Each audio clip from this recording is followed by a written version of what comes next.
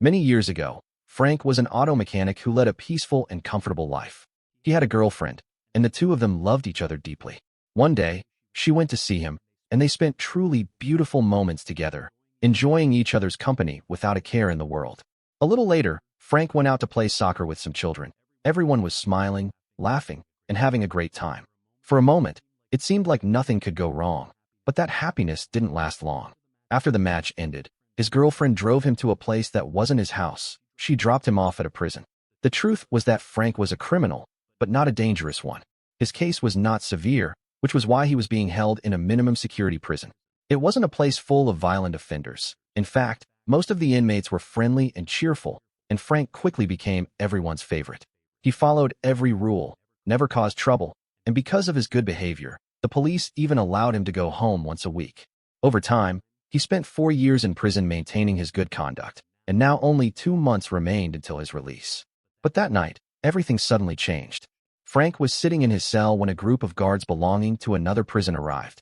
Without giving any explanation or warning, they took him away by force.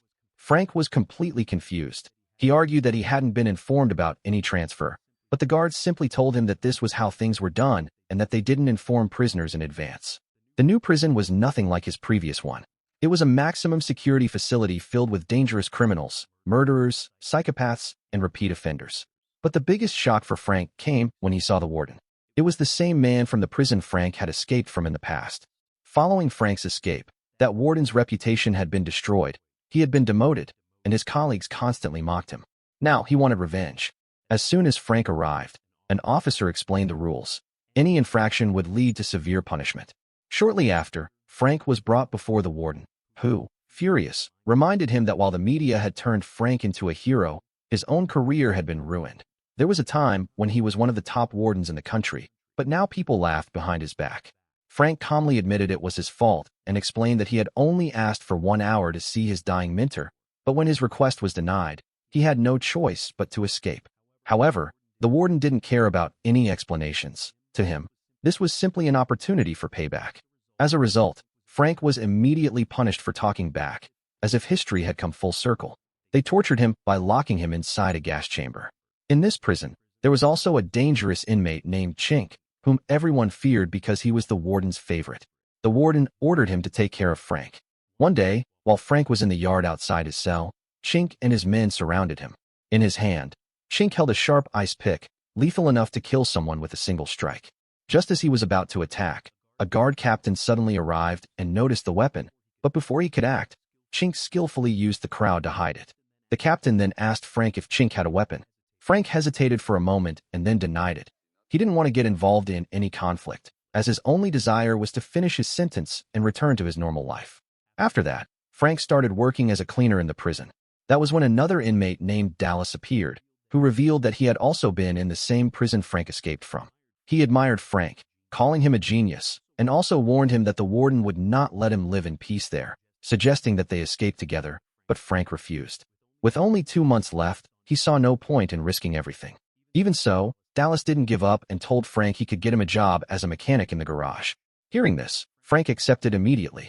Dallas took him to the garage, but the head mechanic refused to hire him, saying he needed someone with experience who didn't require training. Then, Dallas shared his escape plan.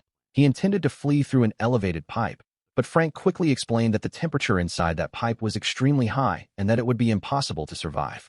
Hearing this, Dallas's face fell. The next day, a new prisoner named Biano arrived in the cafeteria. He seemed naive, and the other inmates wouldn't stop teasing him. Frank stepped in to help him and sat with him. Biano clearly stated that he didn't want to join any gangs. As they spoke, another prisoner suddenly killed someone using the same ice pick, a scene that terrified Biano. Frank warned him that in a place like this, being alone was dangerous, and that sooner or later something like that would happen to him too. Realizing the risk, Biano decided to join Frank and became part of Dallas's crew. The next day, Chink challenged Frank to a rugby match, and Frank accepted. However, the game quickly turned dangerous. Chink and his men began to cheat, using the match as an excuse to attack Frank over and over again. But Frank was prepared for this. He knew what they were planning and fought back against every move. The head mechanic, who had previously refused to give Frank a job, was watching the game, and seeing Frank's determination, strength, and skill, he was deeply impressed. Suddenly, He threw himself into the game and started taking on the opponents. With his help, Frank's team managed to win the match. Once the game was over, the mechanic approached Frank and told him he could start working in the garage the next day. The following day, Frank went to the garage, where the head mechanic showed him around. Among all the equipment, there was an old, abandoned Mustang there, completely worn out and lifeless. The mechanic looked at it and said it used to be his favorite car, but now its engine was completely dead, and he believed it would never run again. Frank looked at the car and asked if he could try fixing it just once. The mechanic smiled and told him that if he managed to revive it, he would grant him whatever he asked for. Without wasting a second, Frank got to work. He studied books, carefully opened up the engine, and began repairing it piece by piece.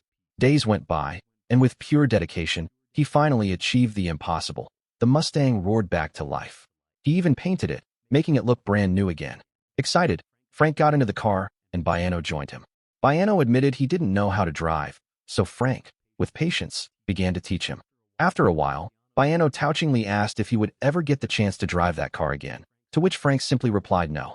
That single word deeply affected Baiano, who, without a second thought, suddenly drove the Mustang out into the yard. He did a few donuts in it, and the noise quickly caught everyone's attention. The warden arrived and saw everything. He understood clearly that Baiano was responsible, but instead of punishing him directly, he ordered him to leave. This was the perfect opportunity for revenge.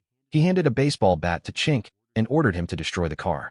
Without hesitation, Chink smashed the Mustang right in front of Frank. In just a few moments, everything Frank had worked so hard for was reduced to pieces. Tears filled his eyes as he saw his effort, his hope, and his small dream shattered in an instant. As punishment, Frank was thrown into a dark room.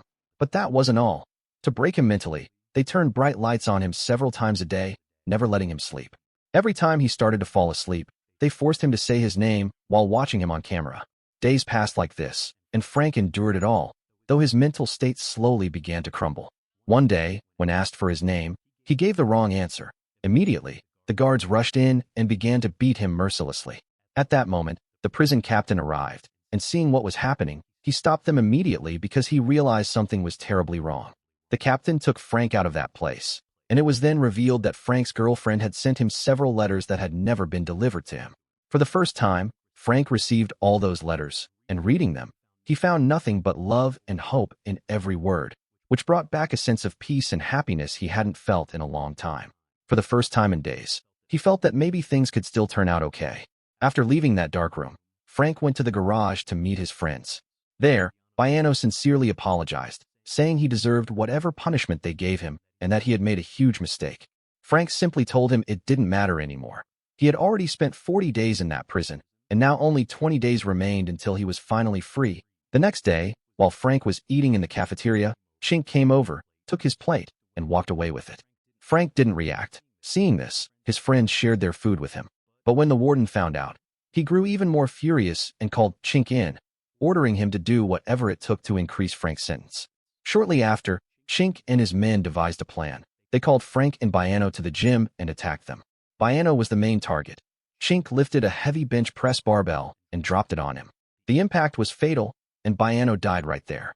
When Frank found out, something inside him broke. His anger knew no bounds. He realized that everything happening was part of a plan to keep him locked up forever. The warden wanted him to lose control and attack Chink. This time, Frank decided he wouldn't stay quiet. He went out into the yard, stood before Chink and his men, and began to fight back. Every blow carried his rage and his pain. This was no longer just a fight. It was revenge for his friend. Frank beat Chink so hard that he crashed into a bench. For a moment, Frank decided to kill him the same way they had killed Baiano, but then he looked up at the warden's window. The warden was watching everything, and in that instant, Frank realized the trap. The warden wanted him to kill Chink so his sentence would be extended, giving him the chance to torture him for life. Realizing this, Frank held himself back and refused to play his game. Just then, one of Chink's men attacked Frank from behind and wounded him. He was immediately taken to the infirmary, where his girlfriend came to see him. She only had 30 minutes, but even that seemed like too little time. They were immensely happy to see each other after so long. But after just 5 minutes, the guards came in and took her away. That night, while Frank was in his cell, another prisoner approached him and told him he was being released the next day, threatening that the first thing he would do was find Frank's girlfriend. He spoke about her in a disgusting way and even showed Frank a picture of her, which pushed Frank to his limit. He begged the guards to let him make a phone call, but they refused. At that moment, Dallas approached him, and Frank told him they needed to escape immediately. Dallas was confused and reminded him that his sentence was almost over, but Frank explained that if he didn't get out now, his girlfriend would be in danger. Hearing this, they both began to plan their escape. They knocked out the guard on duty and climbed the wall. Soon, they reached a point where the path split in two. Frank suggested going right, but Dallas insisted on going left, claiming he knew the way. Trusting him, Frank followed, but as they moved forward, they found the warden waiting with his guards. Frank was captured, and in that instant, he realized the truth. Dallas had betrayed him. When Frank asked him why, Dallas explained that he had been given a life sentence, and the warden had promised him his freedom if he helped catch Frank. Then, the warden reminded Frank that his first escape added 5 years to his sentence, and now this second attempt would add 10 more, even threatening to break him mentally over the next decade. Dallas then asked the warden to let him go, saying he had done everything he was ordered to do, but the warden coldly replied that nobody escapes from his prison. He signaled his guards, who brutally beat Dallas before throwing him into the water. Then, he ordered his men to do the same to Frank, but this time, Frank didn't stand still and fought back fiercely, taking down the guards one by one. In the middle of the chaos, he even threw one of them into the water. As Frank was about to leave, Dallas, now battered, asked for forgiveness and begged Frank to take him along. Despite everything, Frank decided to forgive him and reached out his hand. Suddenly, a guard wrapped a chain around Frank's neck from behind, trying to strangle him. In that moment, Dallas grabbed an electrical cable and threatened to shock the water if they didn't release Frank. With no other choice, the guards backed down. Frank finally escaped, and the entire prison erupted into chaos trying to find him. The warden was furious and ordered everyone to capture him alive. But before anyone could react, Frank appeared behind him, holding a shank to his throat. He calmly told him that he wasn't the kind of man who would spend his life running from the law, because that wasn't living. He then dragged the warden to the execution room and forced him into the electric chair, the very place used for death row inmates. The guards and the captain surrounded them with their weapons aimed at Frank. He taped his hand to the electrical switch and warned them that if anyone shot him, his body would fall forward and flip the switch, killing the warden. The captain immediately ordered everyone not to fire. Then, Frank demanded that the warden confess to everything, the truth about what he had done. The captain also urged him to speak, telling him it was his only chance. Finally, the warden broke and revealed everything. How he had manipulated the situation, forced Frank into trying to escape, and extended his sentence out of a personal vendetta. Once the truth was out, Frank pulled the switch. The warden screamed, but nothing happened. Frank had already removed the fuse. He made it clear that he never wanted to kill him, but only wanted the truth to come to light. After that, the captain ordered the arrest of both Frank and the warden, as the latter had violated multiple laws to satisfy his personal grudge. A week later, Frank was permanently released from prison after it was proven that everything that had happened to him was part of the warden's conspiracy. And that brings us to the end of today's story.